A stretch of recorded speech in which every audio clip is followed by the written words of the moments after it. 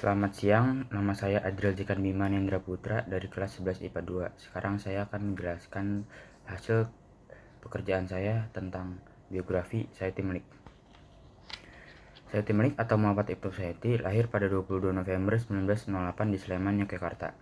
Anak dari pasangan Abdul Muin alias Parto Prawito dengan Sulimah. Sayuti Melik dicatat dalam sejarah Indonesia sebagai tokoh proklamasi yang mengetik naskah proklamasi kemerdekaan Indonesia. Sayuti Melik memulai pendidikannya di sekolah Ongkoloro yang setara dengan sekolah dasar atau SD di desa Serowolan. Ia kemudian melanjutkan pendidikannya di sekolah guru di Solo. Sejak saat itu, ia mulai mempelajari nasionalisme. Akan tetapi, ia tertangkap Belanda karena dicurigai tergabung dalam kegiatan politik bawah tanah. Sejak saat itu, Sayuti Melik lebih memilih belajar sendiri. Setelah kemerdekaan Indonesia, Sayuti Melik melanjutkan pendidikannya di Fakultas Ilmu Sosial Universitas Indonesia. Nasionalisme dalam diri Sayuti Melik didapat dari didikan bapaknya yang saat itu menentang kebijakan Belanda terkait penanaman tembakau di sawah milik mereka. Sayuti Melik turut menjadi saksi penyusunan teks proklamasi kemerdekaan yang dilakukan di ruang makan rumah Laksamana Maeda. Dalam hal ini, ia mewakili golongan pemuda bersama Soekarni. Ketika proses penyusunan naskah proklamasi, Sayuti Melik membantu Ir Soekarno.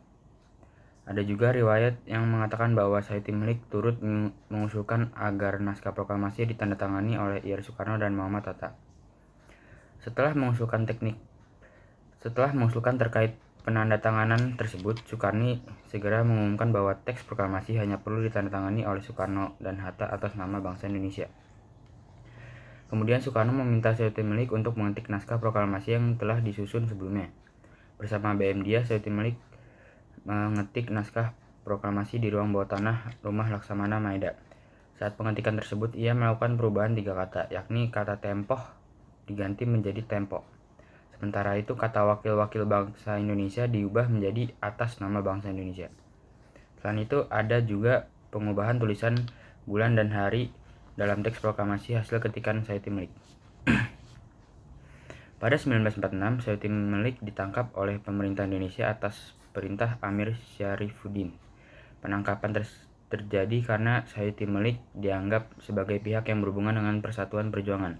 Adapun Persatuan Perjuangan dibentuk untuk menciptakan persatuan di antara organisasi-organisasi yang ada untuk mencapai kemerdekaan penuh untuk Indonesia.